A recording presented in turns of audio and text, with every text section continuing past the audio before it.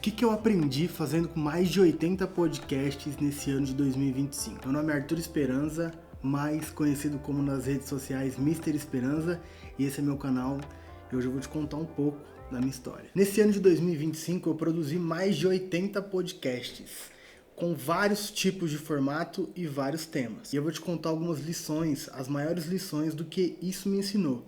Até porque ficar na produção de um podcast não é apenas um trabalho ali de áudio e vídeo. Você tem que escutar e ver o podcast, então você acaba aprendendo tudo. Então eu aprendi muita coisa nesse um ano. Primeira lição é a imagem sempre tá bonita, sempre tem que estar bonita, e o som, o mais importante é o som, tem que estar sempre melhor que a imagem. Até porque podcast é o som, né? Normalmente a galera ouve podcast no fone de ouvido, no trânsito, no carro. Então o vídeo fica em segundo plano. E aqui eu tô no podcast agora, eu tô me gravando aqui no podcast. E o mais doido de tudo é o checklist, que eu já errei.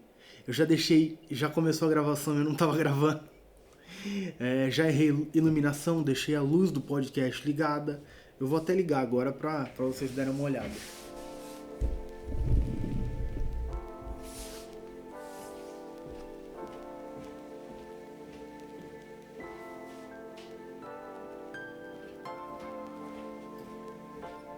Era para a luz ficar suave, igual estava antes, não tão dura quanto é agora. E isso eu errei, em 2 podcasts inclusive. E uma das coisas que eu errei também foi o áudio. Na realidade, não foi um erro técnico meu, mas é um erro de checklist. O áudio não estava correndo na gravação, eu não tinha backup do áudio, eu só tinha backup das câmeras. Resumindo, o áudio ficou muito ruim. Tive que usar a inteligência artificial para dar uma melhorada, mas consegui salvar pelo menos o episódio de podcast. Mais uma lição que eu aprendi aqui é que o convidado tem que se sentir confortável aqui. Até porque recentemente a gente colocou um sofá para ficar mais aconchegante para quem está chegando.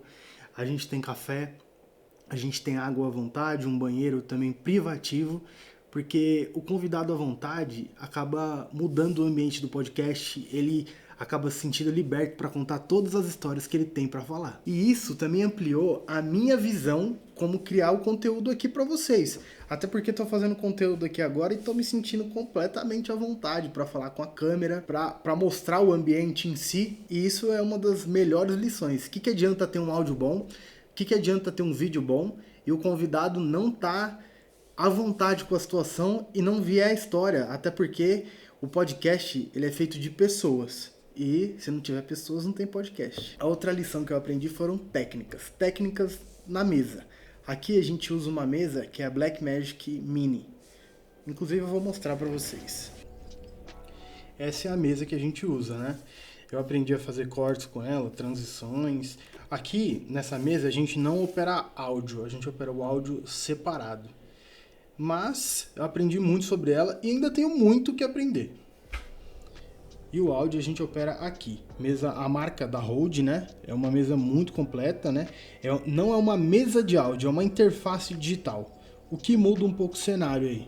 Inclusive a gente tem aqui os botões e tal. E também ela é touch, tem bastante configuração. Ela tem bastante configuração direto por ela aqui. Inclusive posso mostrar alguma coisa para vocês, ó. Noise Gate, onde controla aí as ondas que vêm posterior. No caso o microfone tá ligado lá na mesa lá.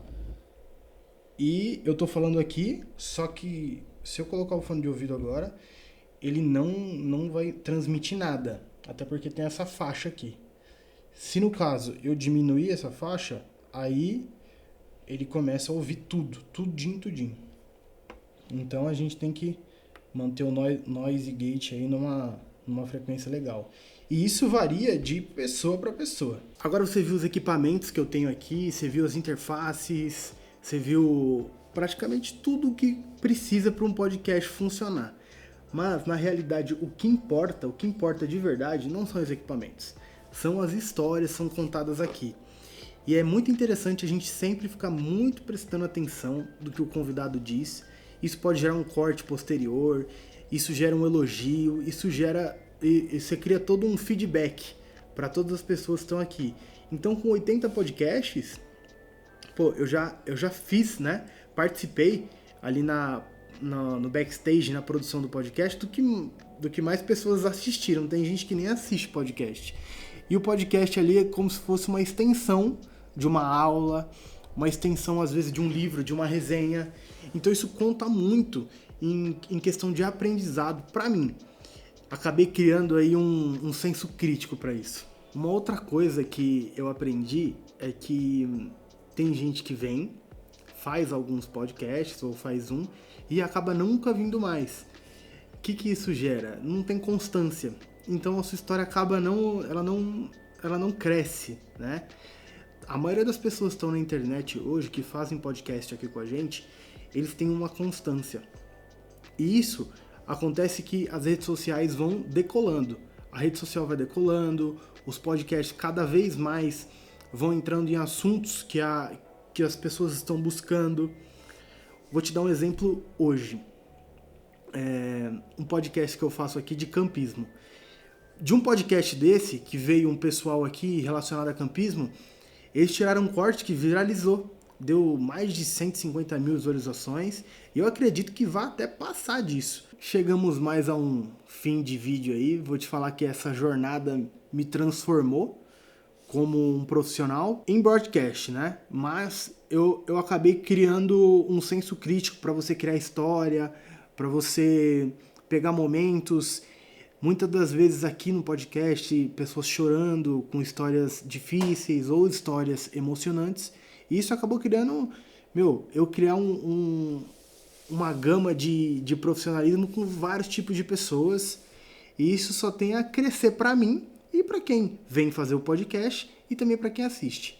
E eu não falei também no começo do vídeo, mas o podcast que eu trabalho hoje, que eu presto serviço, chama Shigoto Space. Eu deixei até aqui